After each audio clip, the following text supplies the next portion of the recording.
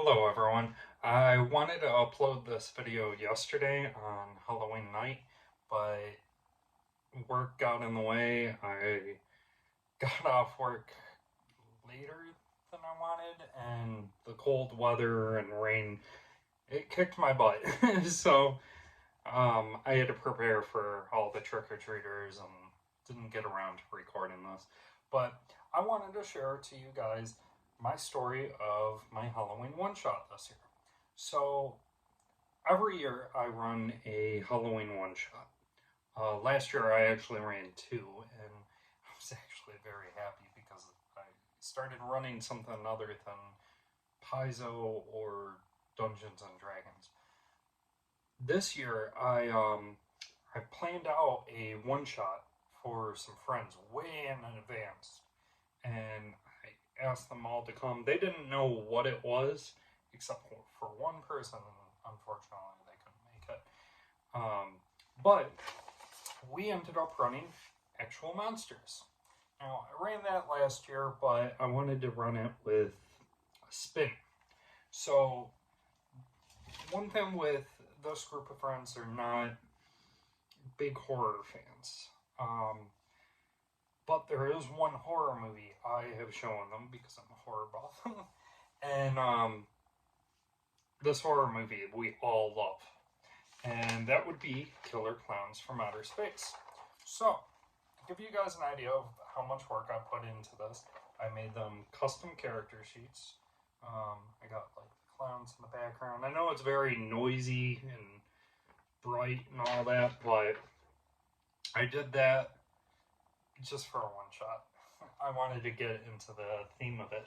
So I gave them all these custom character sheets. I gave them all clown noses and printed out a map. Now, this was a map of Las Vegas, and we would use minis to place them down, telling me where they were in Las Vegas. So it wasn't a grid map, it was just like, oh, well, I'm going to go down that street, and he goes down that street. You know, it was just more of a visual thing to show that they were separated and whatnot. Now, another thing I did, I'm all about atmosphere and feeling and all that. Like I served popcorn and all that. I mean, I also got pizza, but I was trying to give a bit of a circus feel, but not as well as I wanted with that. But I also had the lights dimmed and I had music playing from the soundtrack. And in the background, on a projector covering the entire wall, was the Killer Clowns movie, but it was on mute. And the Blu-ray was set up to just keep looping it over and over, which was very helpful because the whole time we were playing, the players would stop and look at the screen and be like, oh, so that's how my power works. Or, ooh, that gives me an idea. And that's great. That's what I wanted. I wanted that, and I wanted to set the atmosphere, the tone, give a few moments for the players to see something and kind of laugh at the movie. And yeah. So there was that. I started off also, I made a very poor but animated video in the beginning. It was just like a gif of a starry night. I altered my voice, doing a narration. I explained that after the events of the first Killer Clowns movie, the government captured them and captured like remaining clowns that hadn't gotten on the ship and brought them to Area 51. Well, the players ended up the players ended up getting on, or the players escaped Area 51, I'm sorry. And we started off the game with it being Halloween night, they're in Las Vegas, and they can go wild. So it started off how you'd expect it. They split up. They were doing little kills like one that got a laugh out of us was a player like took like a glass bottle and shattered it into a guy's head, and the guy didn't die. And so he just did the shh and just pushed the glass further into him. Yes, I have a dark sense of humor at times. And I remembered something else. Let me see if I can find it really quick. Found it right away. So, when we ended up playing, the players got very, very creative and very destructive. We started keeping track of their kill count. Now, I will say, when it came to their kill count, technically it should be higher. But I made it lower, that way, like, it seemed more honest. I didn't want to go too far. And what I mean is, there was like a moment where they caused a plane to crash. Now, I looked up how many seats are on a plane, and I figured out the math saying, let's say, 3/4 of the plane is full. Not completely full. So they got 3/4 of every seat as a kill. Now, the players went crazy.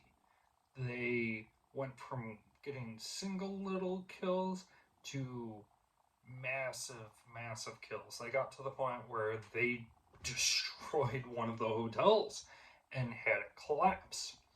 And I'll get into their kill count at the end because we wanted to keep track of this as it was going. But one of the players, I should mention it was 2 players. Everyone else couldn't make it. But one of the players was going around trying to spread out the popcorn. The players flat out told me they wanted a sequel, and this player kept laying out the popcorn trying to set up a sequel. He was also trying to use it for a few other abilities, but they didn't hatch fast enough for that. But and then I set it up for a sequel because of him. However, I don't know when we'll do a sequel. I have some ideas of what I'd like to do for Halloween, but I might still do this. But I do have a plan on how I want to do a sequel for this that everyone will enjoy, but it won't live in the shadows of this one shot, and it won't overshadow the other one. So, the other player was the super destructive one. Now, their kill count in the end was, one player had 2,663 kills, and the other had 2,599 kills. They went crazy. Like I said, they got so creative. Now, one thing with actual monsters is you have Sation, and you can use that to boost your die rolls or to heal. And there's ways to get Sation. I made the rule the Sation was they had to have creative kills. So if player 1 goes over and just throws an acid pie at somebody and they die, well, whenever anybody else does it, nobody gets Sation. So they had to keep doing something different. So all the kills were just so creative, and they just kept one-upping each other all the time throughout it. But it got to the point where they got so destructive. It was kind of like Grand Theft Auto, where you have the stars where the police and all that come in. Well, they ended. Sorry, my cat's like having withdrawals without being by me. But they skipped some stars, and the military came in. And once that came in, that's where the game like changed, which is fine because we were like reaching the ending point. They were struggling. They spent so much station. They were struggling to get over the soldiers' armor and struggling to do enough damage to take them out. And I literally had one player who was like just on death's door, just trying to struggle to survive. He was weaving in and out of the city. He was hiding. He kept spreading the popcorn, and he was definitely like the rogue of the party. Now, the other player, he was going balls to the wall. Once again, trying to go as crazy as he could, and eventually he died. He was shot um, by a tank. It got to that point. So I gave him control of the army and told him, okay, well, you know what? Play the army, hunt down the other player. Which we were reaching the last like 20 minutes of the game, and he ended up doing it. The other player ended up going all King Kong. He was climbing up a building and was shot down. And we came to an end there. And the players had such a blast. I had a blast too. A lot of this story is you just needed to be there, but I did want to share this to you guys. So sorry this video was late, and I got more players who like actual monsters.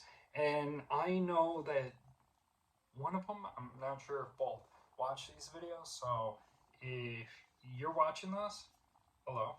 Thank you for trying actual monsters, and thank you for being a player. And thank you for being a good friend. You guys take care, and I'll see you guys again next time.